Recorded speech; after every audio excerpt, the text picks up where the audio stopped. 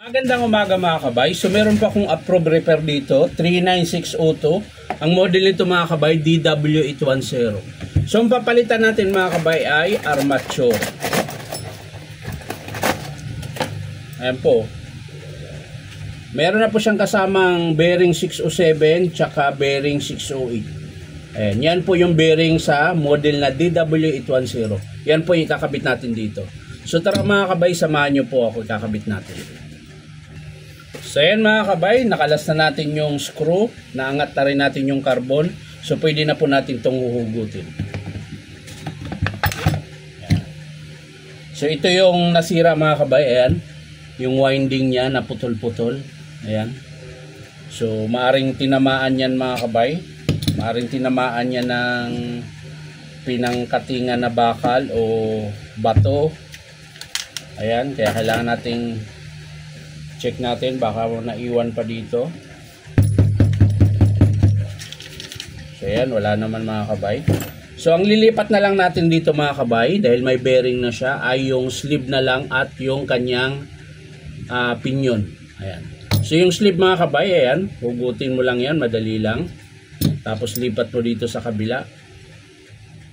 Ayan. So ayan. Tapos eto, punasan nyo muna. Tapos ganun pa rin mga kabay, ipit nyo sa vice grip. Ayan.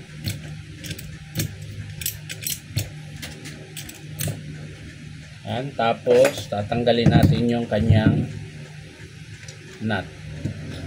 Ayan. So yan lang po yung ilipat natin. Ayan. At syempre, ganun din mga kabay, ipitin nyo ng vice grip yung armature. Ayan. Tapos higpitan natin. Ayan. So ayos na mga kabay. So pwede natin ibalik, taktak natin maigi. Ayan. So wala na, balik natin yung baffle at yung armature.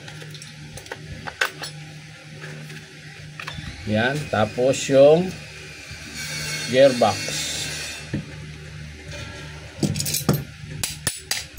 Yan. Tapos i-screwhan na po natin mga kabay.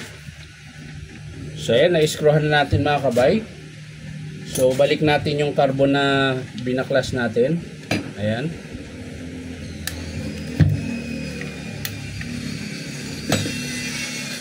At syempre, bago natin isara, testing muna natin mga kabay kung masiklab o hindi.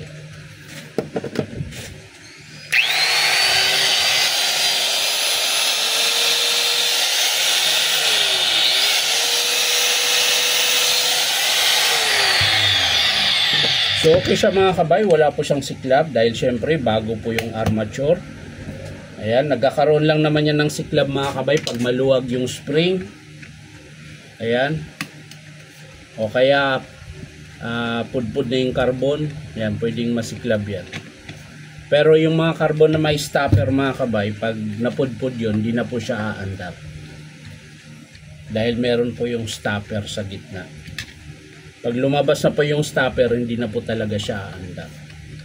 So yan mga kabay, maraming salamat sa panunood at palike and share na rin po. At syempre po, baka pwede makahingi sa inyo ng isang subscribe dito po sa aking YouTube account na Inom Tabay. So ulitin ko lang mga kabay, ang pinalitan natin ay armature. Yan lang po yung pinalitan natin sa DW810. Sa mga gusto magpa-repair mga kabay, punta lang kayo dito sa 530 T. Alonso, Santa Cruz, Manila. So yan lang mga kabay, bye bye.